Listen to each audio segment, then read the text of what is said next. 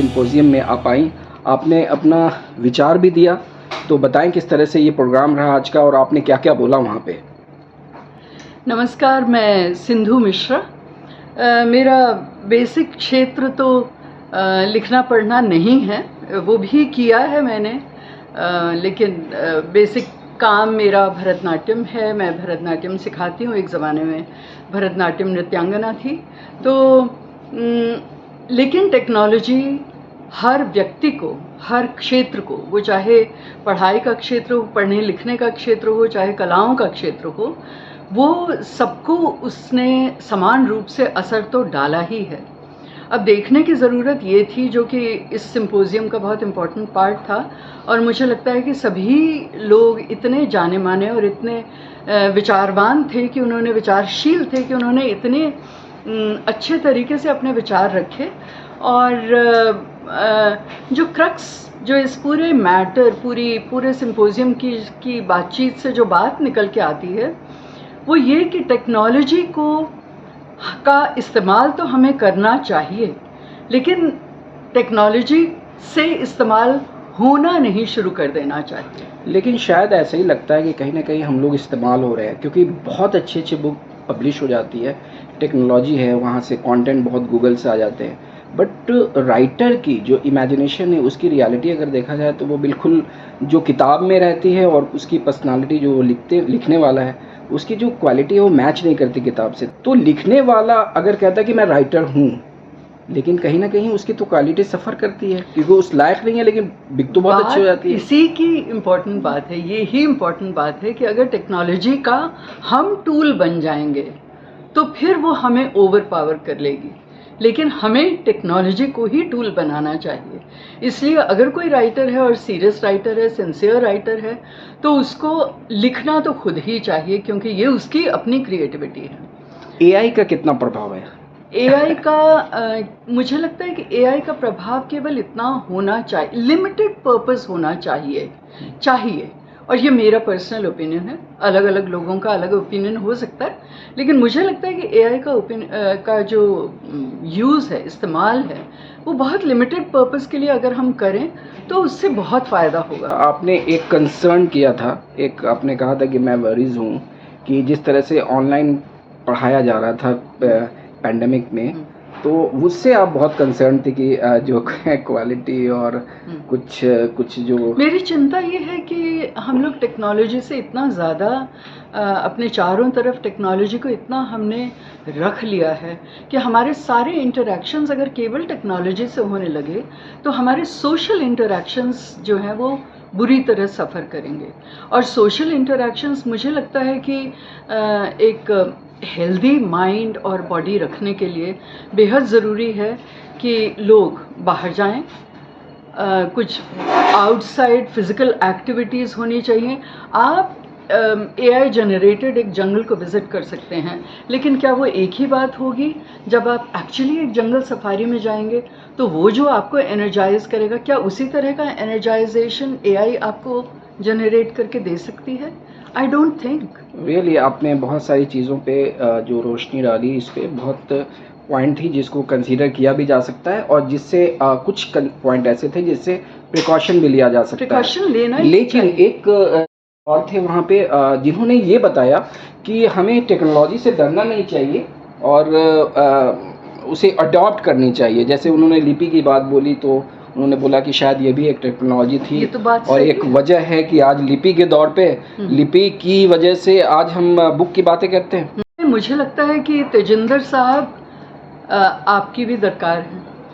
मैं चाहूँगा कि आप आए क्योंकि आपने बड़ी अच्छी बात बोली कि जो चेंजेस के साथ साथ जो चेंजेस आ रही है हमारे सोसाइटी में, उसको एक्सेप्ट करना चाहिए। बहुत कंफर्ट जोन में नहीं आना चाहिए कि हम कंफर्ट जोन में आ जाएं और बिल्कुल कि नहीं भाई जो पहले हो रहा था वो सही है। तो बताइए किस तरह से आप ये बताना चाहेंगे कि टेक्नोलॉजी से भी साथ साथ चलें। आप देखिए ना, अगर हम इसको श्रुति परंपरा के कॉन्टेक्स्ट में देखें तो उस समय जो लोग श्रुति परंपरा का वहन कर रहे हों, श्रुति परंपरा वो परंपरा थी जब स्क्रिप्ट यानी लिपि का आविष्कार नहीं हुआ था, और सारी जो ज्ञान का जो वाहन है वो बोलने चालने की भाषा के द्वारा ही होता था, क्योंकि इंसान को उस समय तक पढ़ना लिखना नहीं आता था। वो सिर्फ बोलकर अपने ज्ञान को अपने शिष्य को देता था और शिष्य उसको आगे पहुंचाता था, जिसको हम ओरल स्टोरीज भी कहते हैं। हम हिंदी में या संस्कृत में उसको श्रुति परंपरा कहा जा सकता है या वाचक परंपरा कहा जा सकता है, शायद गुरु ज्ञान। हाँ, गुरु ज्ञान भी कह सकते हैं। गुरु ज्ञान तो कई तरीकों से मिल सकता है, लेकिन मैं ये कहना चाहता हूँ कि आप ये कल्पना कीजिए कि उस समय जो श्रुति परंपरा का आदी हो चुका था, श्रुति परंपरा से ज्ञान देने में या ज्ञान ग्रहण करने में, कि जो आदी हो चुका था, जब स्क्रिप्ट आई होगी तो उसके लिए कितनी डिस्कम्फर्ट हुई होगी, क्योंकि उसको उस स्क्रिप्ट को सीखना पड़ेगा और जब तक वो स्क्रिप्ट को सीखेगा नहीं, उसको पढ़ नहीं पाएगा।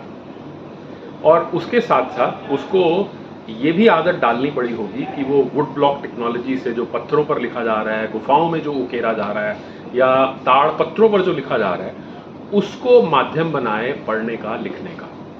तो उसको कितनी डिस्कम्फर्ट हुई होगी। बिल्कुल। तो कहना मैं ये चाहता हूँ कि जब भी कोई टेक्नोलॉजिकल इन्वेंशन होता है, बड़ा आविष्कार होता है, तो वो डिसरप्टिव होता है। स्क्रिप्ट अपने ज़माने में कितनी डिसरप्शन लेकर आई होगी, ये आज इमेजिन करना भी बहुत मुश्किल है। तो इसी तरह से अब जो नई टेक्नोलॉजी आ रही है, आज से 25-30 साल पहले हमें लगता था कि इंटरनेट बहुत बड़ी डिसरप्टिव टेक्नोलॉजी है और ये ज़माने को बदल देगा और कंप्यूटर और इंटरनेट मिलाकर बहुत सारी जॉब्स खा जाएंगे। हम डरे हुए भी थे, लेकिन आज हम इंटरनेट को, कंप्यूटर्स को अपने जीवन में ग्रहण कर चुके हैं। हमें उससे डर नहीं लगता है, लेकिन आज हम AI से डरे हुए हैं। तो क्या ये डरना सही है? हाँ, सही भी है और नहीं भी। क्योंकि कई लोग तो ये कहते हैं कि AI इतना ख़तरनाक है कि कहीं ना कहीं इंसान को डल बना सकता है। हाँ, इसीलिए मैंने कहा कि AI से डरना भी चाहिए और नहीं भी डरना चाहिए। डरना बस इस सीमा तक चाहिए कि हम इसके लिए एक टूल ना बन जाए, AI के टूल ना बन जाए हम।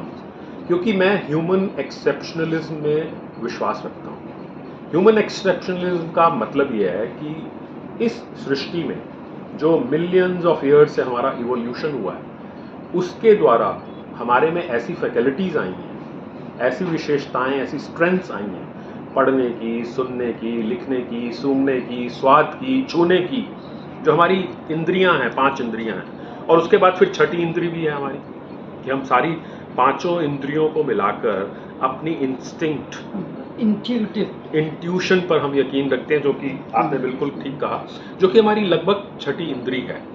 तो ये जो सारी इंद्रियां हैं, ये हमें एक्सेप्शनल बनाती हैं in comparison to any other technology so far available. तो इस लिहाज से मैं ये समझता हूँ कि हमें अपने ह्यूमन एक्सेप्शनलिज्म पर विश्वास रखना चाहिए और AI से डरना नहीं चाहिए। और हमें ये चाहिए कि हम AI को एक टूल बनाकर उसका इस्तेमाल करें, ज्ञान को बढ़ाने के लिए, उसका प्रचार प्रसार करने के लिए। अच्छा, ये बात से मुझे एक बहुत इम्पोर्टेंट घटना याद आई। मेरे गुरु, भरतनाट्यम के जो मेरे गुरु थे, अगर उन्होंने एक रिदमिक पैटर्न सिखाया और अगर हम उसको लिखना शुरू करते थे याद रखने के लिए, तो बहुत नाराज़ हो जाते थे। ये कहाँ है, यहाँ क्यों नहीं रहता है, किताब में लिख करके कैसे, क्यों, उसकी आवश्यकता क्यों। और ये भी सच बात है कि जो चीज़ें लिखी हुई नहीं हैं वो आज तक याद है। वाह।